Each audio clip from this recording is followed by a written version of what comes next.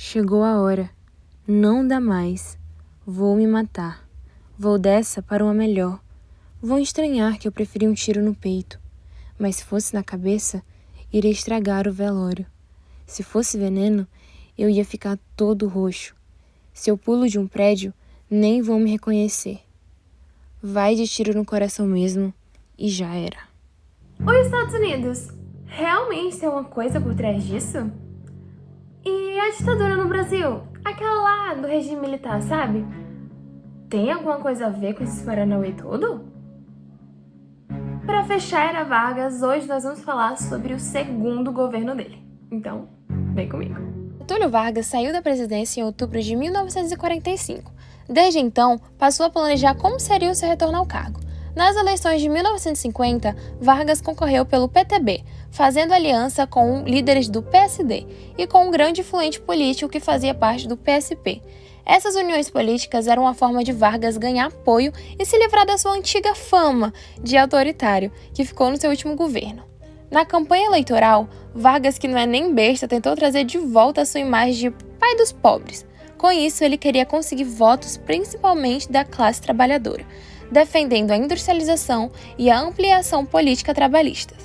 A música da campanha ficou bastante conhecida na época. Em um dos seus trechos dizia: "Bota o retrato do velho, bota no mesmo lugar, o sorriso do velhinho que faz a gente trabalhar." Após eleito, veio o debate de como seria a política de desenvolvimento econômico no Brasil. Tinham aqueles que defendiam a postura nacionalista, defendendo que o desenvolvimento econômico seria conduzido pelo Estado.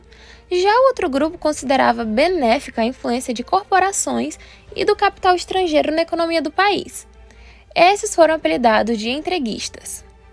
Vargas até tentou conciliar os dois lados, mas a balança pesou para o lado nacional desenvolvimentismo, que visava a intervenção em áreas cruciais para o desenvolvimento do país.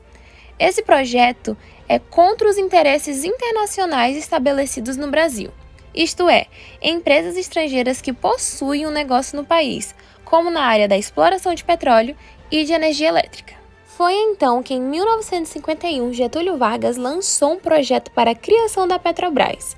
Depois de quase 2 anos de batalha no Congresso, a lei foi aprovada. Em 1954, a Petrobras entra em operação, tendo a função de explorar todas as etapas da indústria petrolífera, menos a distribuição.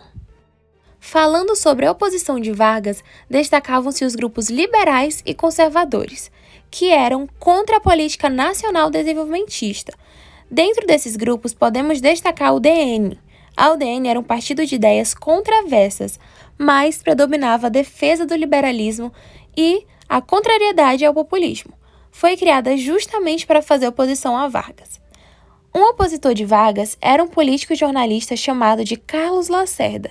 Ele era membro da UDN e possuía um jornal chamado de Tribuna da Imprensa. No jornal, gostava demais de fazer diversas críticas ao governo de Vargas. Um dos grandes problemas que Vargas teve que lidar em seu governo foi com a inflação em alta, que vinha desde o governo de Dutra.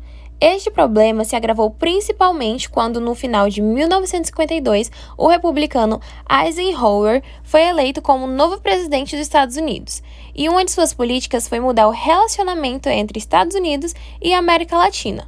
Com o acionamento da Guerra Fria, o combate ao comunismo passou a ser o foco principal nos Estados Unidos.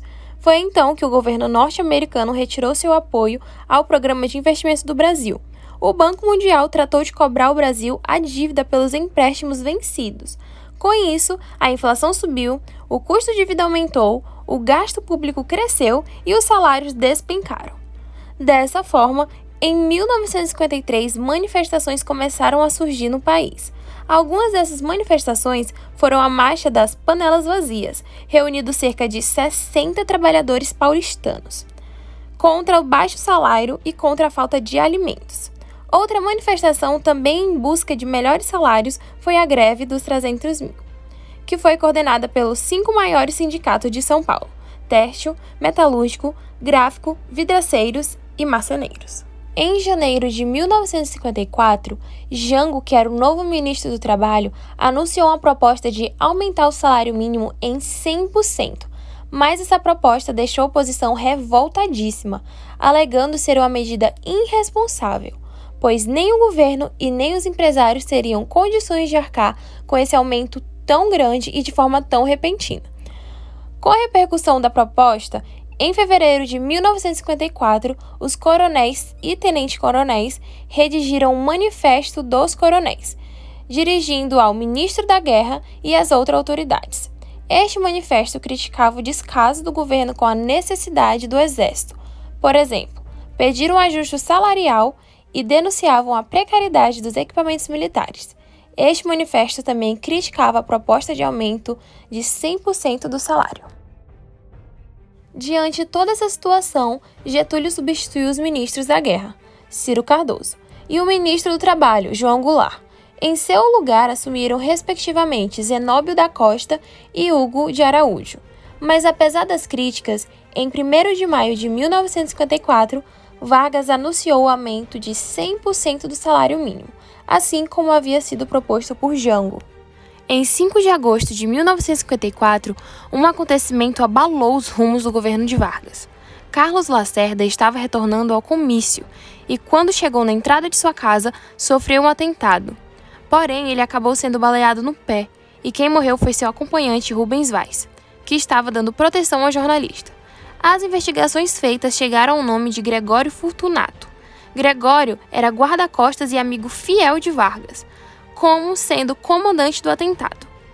A forma como isso aconteceu e quem foram os envolvidos ainda geram muitas dúvidas, mas foi essa versão que prevaleceu.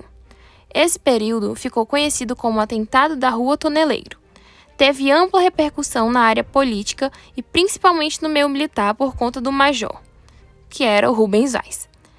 E agravando ainda mais a crise no governo de Vargas, embora as investigações não pudessem comprometer pessoalmente o presidente, a oposição espalhou fortemente boatos de que o atentado poderia ter sido mandado por pessoas próximas de Vargas. No dia 23 de agosto de 1954, generais do Exército pediram a renúncia imediata de Vargas, o qual se reuniu com seus ministros para tentar encontrar uma solução, mas a maioria deles indicava que a renúncia ou a licença seria a melhor saída.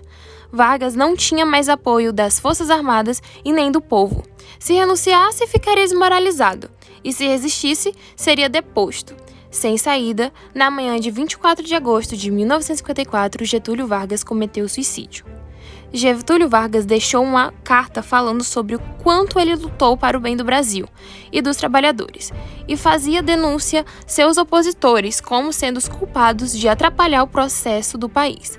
A parte final da carta dizia: "Lutei contra a expoliação do Brasil, lutei contra a expoliação do povo, tenho lutado de peito aberto. O ódio, as infâmias, a calúnia não abateram o meu ânimo. Eu vos dei a minha vida.